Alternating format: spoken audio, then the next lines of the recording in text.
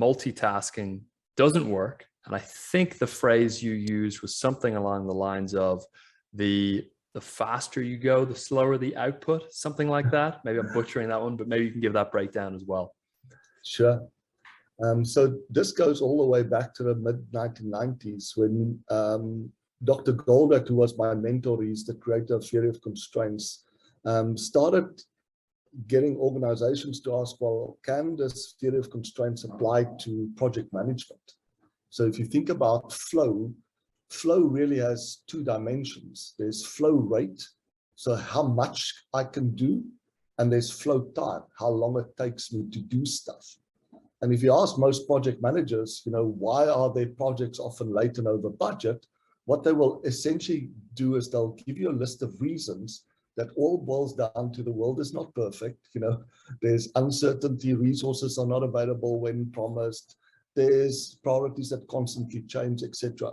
And Dr. Goldratt's discovery was that actually it's not the fact that there's uncertainty and variability. Of course, you have to always deal with that, but it's the fact that when we buffer for it, we end up wasting it. And one of the biggest ways of wasting our scarcest resource, our limited time and attention, is when we multitask. So the example that I can share with the viewers and the listeners is, I want you to imagine that you have 3 projects that you have to complete, or 3 tasks, A, B, and C. And each of these tasks are 10 days long. Now, you can do them one by one, which means in total, it'll take you 30 days to complete it. 10 days to do A, another 10 days to do B, so you'll complete B by time 20, and another 10 days to do C, so you'll complete C by time 20. But of course, what happens in reality is often these tasks or projects are for different customers. So they want us to give their project or task the highest priority, and they want us to start it as soon as possible. Now, how do you make that decision? It's a very difficult decision to make. So what we try to do is we have this heuristic that says you should be fair, right? So do all of them at the same time to make equal progress. So if you think about that, you do a little bit of A, and then you switch over to B, and then you switch over to C, and then you do a little bit of A again, and a little bit of B and C, and so you continue. And if there was no switching losses, right? So if there was no cost to switch from A to B, you should be able to complete all the work in the same amount of time, in 30 days. But there's a profound difference, is that A, B, and C will all now take about 30 days to complete. Whereas previously, the highest priority project or task you could have completed in 10 days. The second highest one you could have completed in 20 days.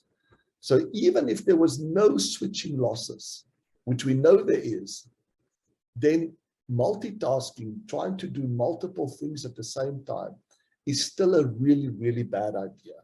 And the fundamental assumption that we have to challenge when we switch from multitasking to single tasking is what you had hinted about, is we assume that the sooner I start something, the sooner I will finish something. And this is often the case when we manage complexity. We use a set of rules that work in a simple case, and we assume it will always work. And it causes local optimization. So the sooner I start something, the sooner I finish it, is absolutely true if I'm doing one thing. But as soon as I do 2 or 3 things or more, then that assumption no longer holds. So I want you to imagine that those 3 boxes, right? A, B, C, each of them are 10 days long. If I started B later, I didn't start it as soon as possible. I only started it once I've completed A. I will start it at time 11 and I will finish it at time 20. In the example where we are multitasking, we are constantly switching. So I'm starting B basically as soon as possible, maybe even after day 1, right? I do a day of A and then I switch over to B. I work on B for a day. So I'm starting B on day 2, but I will end up finishing it on day 28. So what we learn from this example is the later I start, the sooner I finish. And this is a massive shift shift in the way that we think about how do we complete any type of work, whether it's your simple to-do list that you are going through, or whether it's a massive portfolio of projects. So multitasking is a really bad idea. Everything takes longer. You get much less done. As a result, because costs are obviously often associated with time, it costs you much more than what you expected. And you also make much more mistakes, because if the mind goes into this multitasking mode, it's almost chaotic, and you just end up, making more mistakes.